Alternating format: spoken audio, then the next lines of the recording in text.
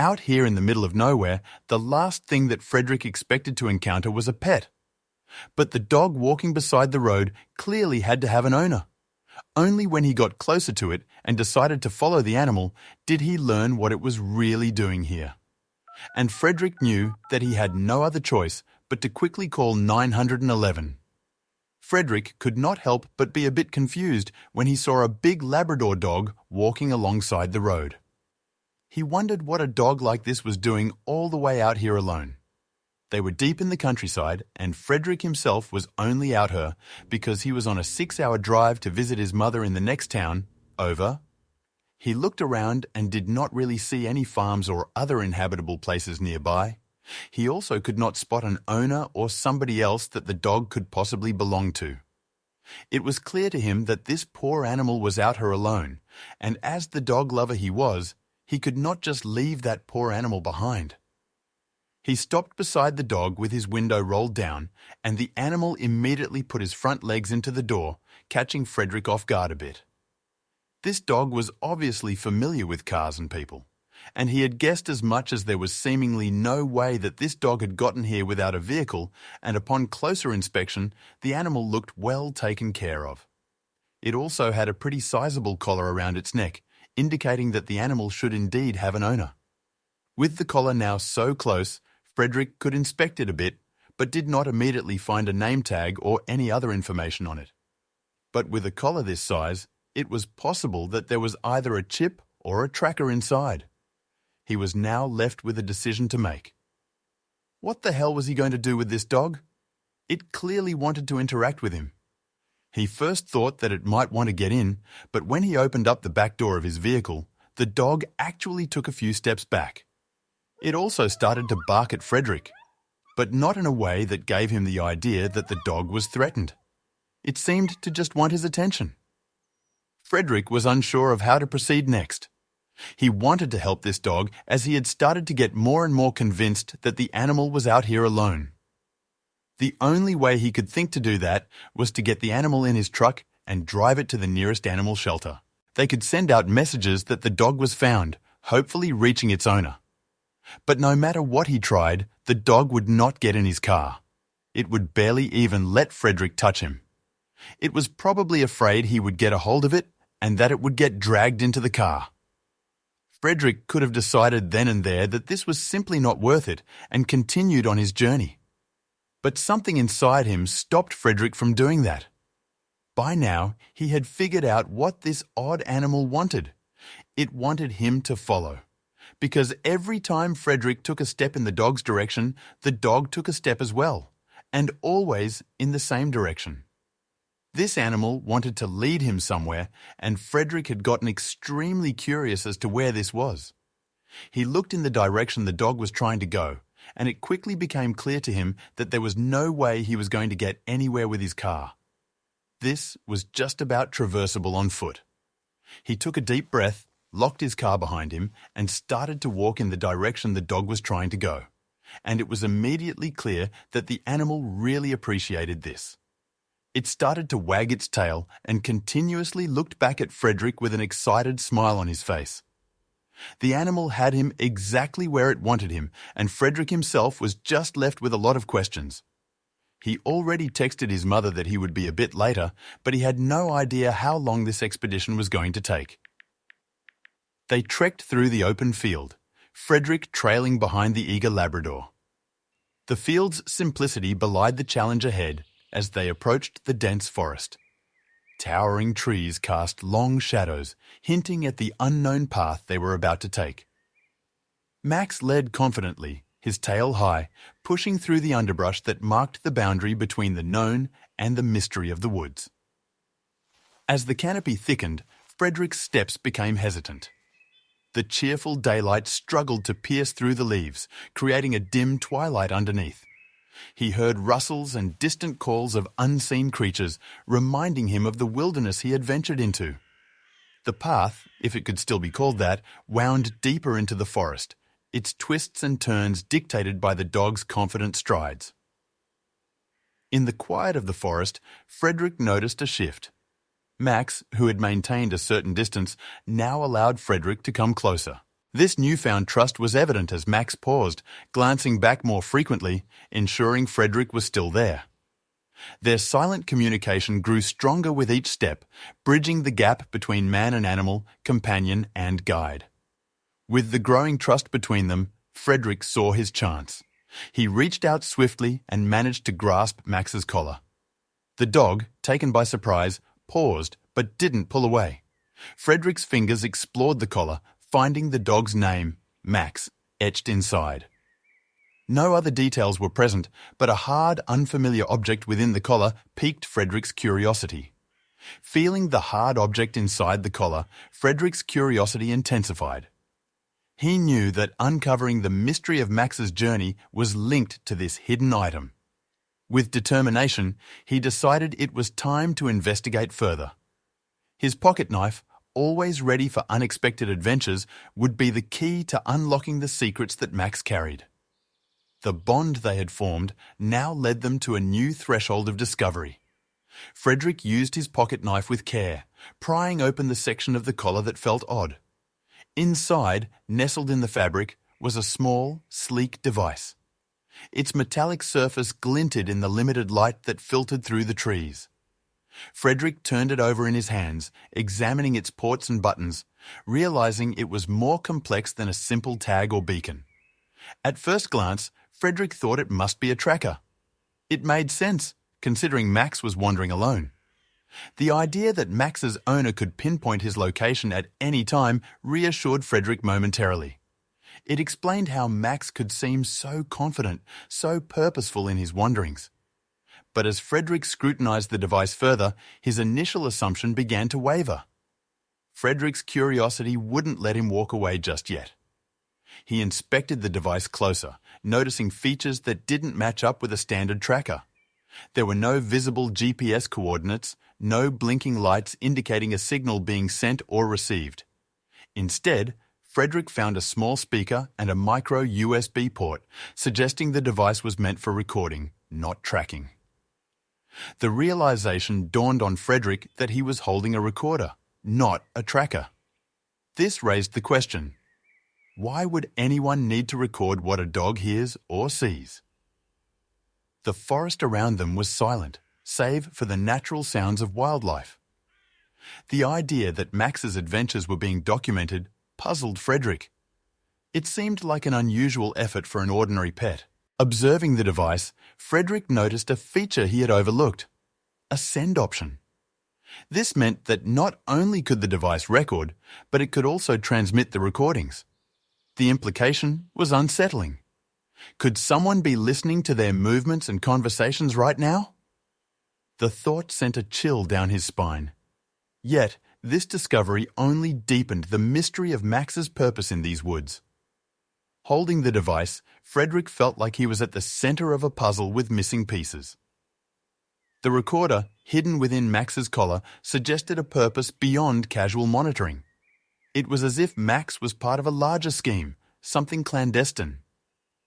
This revelation did not deter Frederick. Instead, it fueled his resolve to uncover the truth behind Max's solitary journey through the forest. Despite the unease that gnawed at him, Frederick decided to stick with Max. The dog's determination and the mystery of the recorder compelled him to see this adventure through. Max, unaware of Frederick's internal conflict, continued to lead the way with unwavering enthusiasm. Frederick couldn't shake off the feeling that they were moving towards something significant, something that Max seemed to understand, but was beyond Frederick's grasp. The forest's dense undergrowth made progress slow and laborious. Yet, Max navigated with ease, choosing paths that Frederick would not have noticed on his own. The dog's familiarity with these trails was evident in every confident step he took, making Frederick wonder about the countless times Max might have embarked on this journey before. The forest, with its deep shadows and tangled vines, held secrets that Max was adept at navigating. Max led Frederick through the forest with the ease of a seasoned guide. The paths he chose were the clearest, the least obstructed, suggesting a deep familiarity with the terrain. Frederick marveled at how instinctively Max moved, always finding the easiest route. This proficiency hinted at a regularity to their excursions, a routine that had Max traversing these woods far more often than Frederick could fathom. As they delved deeper into the forest, Frederick remained on high alert. The recorder in Max's collar had added a layer of mystery to their journey, making every rustle and shadow a potential sign of danger. Frederick's senses were heightened, wary of what might lie ahead. Max, however, seemed unfazed, leading on with the confidence of one who knew these woods well, leaving Frederick to ponder what awaited them. Out of the blue, Frederick's phone buzzed alive with a ring that cut through the silence of the forest. Glancing at the screen, he was taken aback to see his mother's name flashing. "How do I even have service here?" he wondered aloud, answering the call. His mother's voice, clear and concerned, was the last thing he expected to hear in the midst of his peculiar adventure. "What are you up to?" his mother asked after hearing his breathless greeting. Frederick hesitated, then shared the odd tale of Max and the mysterious device. There was a heavy pause on the other end of the line. His mother, always quick to offer advice or share her thoughts, fell silent, a reaction that prickled Frederick's worry even more. When she finally spoke, her voice was tinged with unease. "I've heard about this dog," she confessed, her words slow and heavy.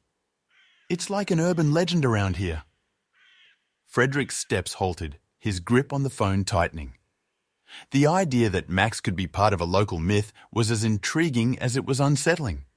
His mother's next words were spoken with a reluctance that sent a chill down Frederick's spine. "The story goes," she said, "that this dog leads people deep into the forest, and they never find their way back." Frederick stood frozen, the whisper of leaves and distant calls of wildlife, the only sounds in the heavy silence that followed her warning. Despite the gravity of his mother's words, Frederick couldn't suppress a scoff. "That's just a coincidence," he argued, more to reassure himself than to dispute the legend. Max was right there, tangible and real, panting softly at his feet. The idea that he was following a ghost of local folklore seemed ludicrous. Yet, as he resumed walking, the laugh did little to dispel the unease that now accompanied him. As the call with his mother ended, Frederick reassured her, "I'll be careful." He tried to sound confident, but his mother's tale had lodged itself in his thoughts. Despite his skepticism towards the urban legend, he couldn't shake off a growing unease. Max continued forward, oblivious to the change in Frederick's demeanour, leading them deeper into the forest's embrace. Walking behind Max, Frederick's concern deepened.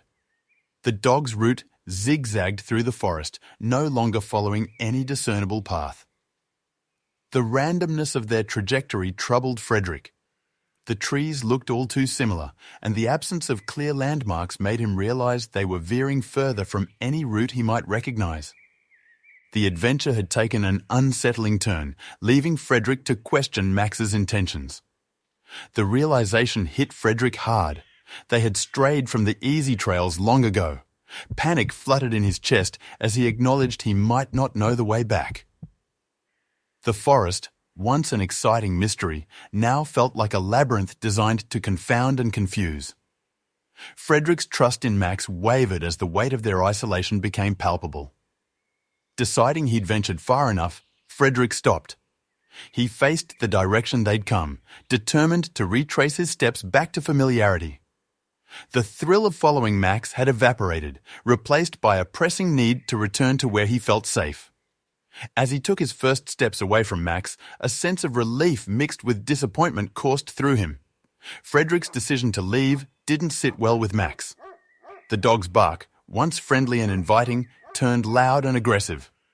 It was a startling change that stopped Frederick in his tracks. He looked back at Max, confusion and concern in his eyes.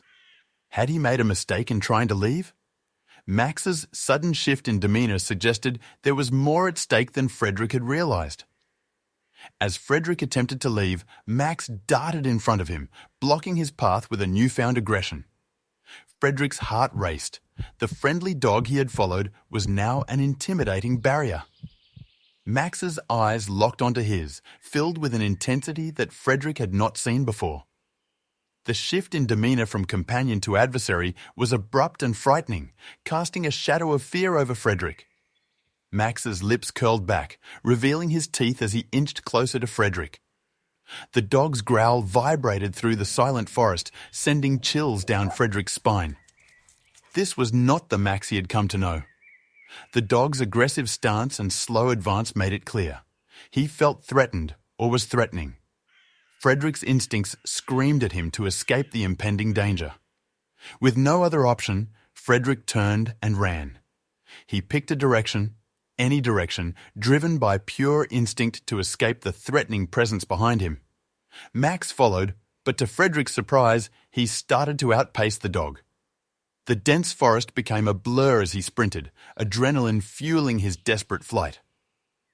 The sounds of pursuit gradually faded, offering him a sliver of hope. 10 minutes felt like an eternity, but the frantic pounding of his heart began to slow. Frederick no longer heard Max's barks or the sounds of pursuit. He stopped, gasping for breath, and listened. The forest was silent around him, the quiet so profound it was almost deafening. For a moment, he allowed himself to believe he had escaped the immediate danger. Catching his breath, Frederick's relief was short-lived. Looking around, he realized he had no idea where he was. The trees offered no clues, and the paths were long lost. A sinking feeling settled in his stomach. Had his mother's warning been prophetic? Was this how the legend became reality for unsuspecting travelers? Fear mingled with regret as he considered his next steps, utterly alone in the vast wilderness. Pulling out his phone, Frederick hoped for a sliver of reception, but the screen showed no bars. The little connection he had clung to was now gone. Isolation weighed heavily on him, the realization setting in. He was completely alone. The device that connected him to the rest of the world was now just a useless piece of metal and plastic in his hand. As the sun dipped lower, shadows stretched across the forest floor, signaling the approaching night. Panic fluttered in Frederick's chest at the thought of being caught in the dark, exposed and vulnerable. He needed to find shelter, but stood frozen, unsure which way to lead his feet. The forest, vast and indifferent, offered no guidance, only the certainty of a night spent in darkness. Frederick pushed himself to move, wandering aimlessly in the fading light. His eyes strained against the darkness, seeking refuge in an increasingly hostile environment. The idea of spending the night exposed to the elements and whatever else lurked in the forest sent shivers down his spine. Each rustle and snap of twigs underfoot heightened his sense of vulnerability. Just as despair began to take hold, a faint glow pierced the darkness ahead. Frederick's heart leapt with hope. Light meant civilization, perhaps safety. The darkness around him no longer seemed absolute with this beacon calling to him. Renewed with purpose, he moved towards the promise of human presence, the light growing steadily brighter against the night's backdrop. The light led Frederick to a small hut, its windows casting warm, inviting glows into the night. Relief washed over him at the sight of this humble structure amidst the wilderness. As he drew closer, the details of the hut became clearer. Its wooden walls, a simple door, and the smoke whispering from the chimney. Hope flickered within Frederick, daring him to believe he might have found a haven. Frederick neared the window, drawn by the light within, his hand raised to knock. But caution gripped him, halting his movement. The isolation and his recent ordeal with Max had taught him the value of caution. He pondered the unknown nature of the hut's occupants. Were they the friendly sanctuary he hoped for, or something more sinister? Choosing discretion, Frederick crouched below the window, using the minimal glow from his phone to discreetly film the interior. He aimed to capture a glimpse of who or what resided within, without alerting anyone to his presence. The quiet night cloaked his movements, allowing him a moment to collect evidence unseen. Reviewing the footage, Frederick's heart raced as he processed the scene captured on his phone. The interior of the hut, the items, and perhaps clues to Max's mysterious behavior were laid bare. He was stunned, questioning if this was Max's intended destination all along. The revelation from the video left him grappling with more questions than answers. Realizing the gravity of what he'd discovered, Frederick knew he needed to leave immediately. But as he prepared to retreat, his phone indicated an available Wi-Fi connection. It was a lifeline he hadn't expected, emanating from the very place he now sought to escape. The urge to flee battled with the opportunity to reach out for help. Without a moment's hesitation, Frederick connected to the hut's Wi-Fi. His first action was to dial 911 through an internet call, desperate to communicate his predicament to anyone who could help.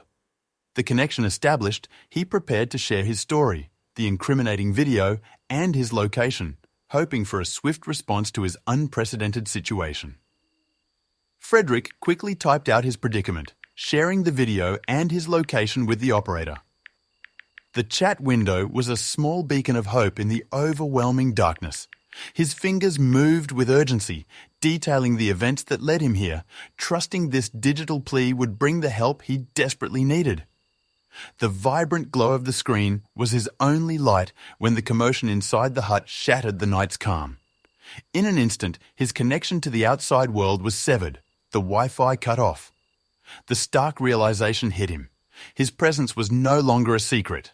They knew he was here, and his window of safety had closed.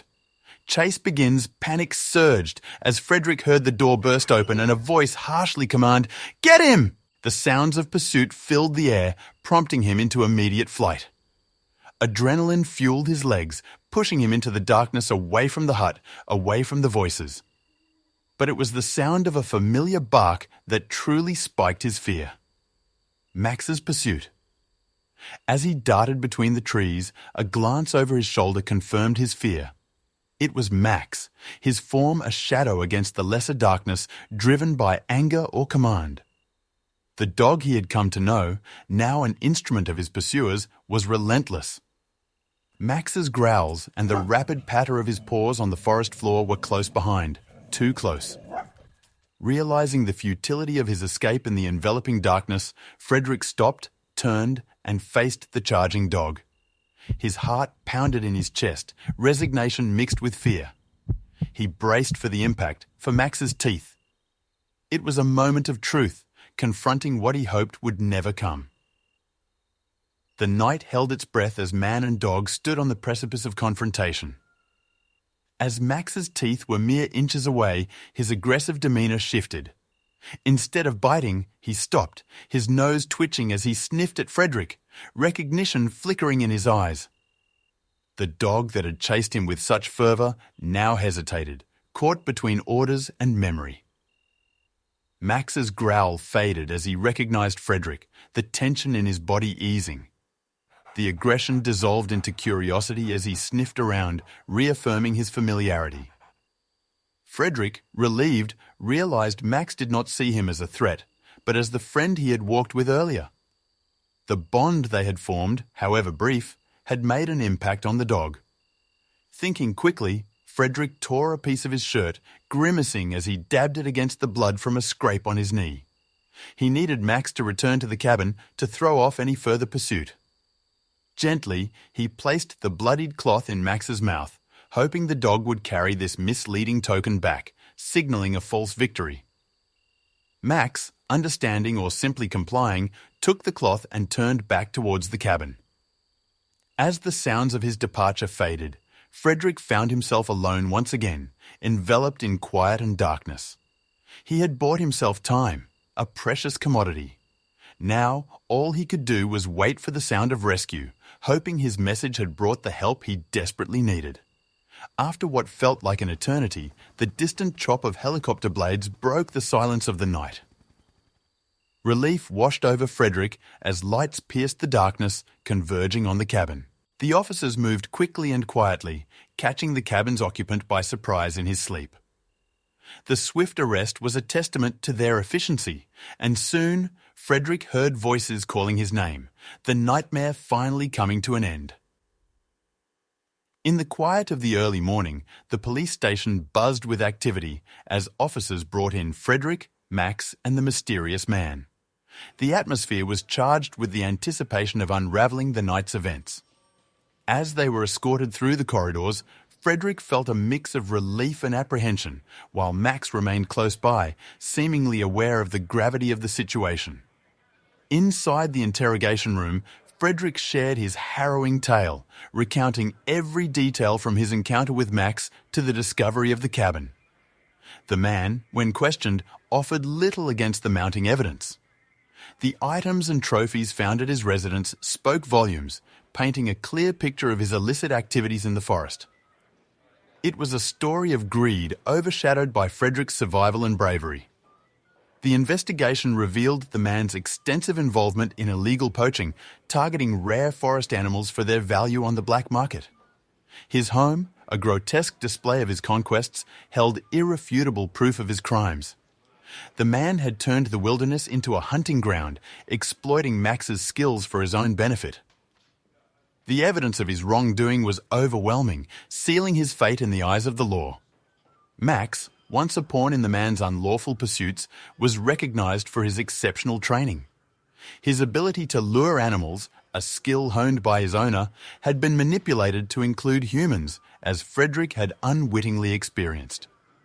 The revelation of Max's training and his unwitting involvement in the poacher's schemes shed new light on the dog's actions and his innate intelligence. With the owner facing a likely conviction, attention turned to Max's fate.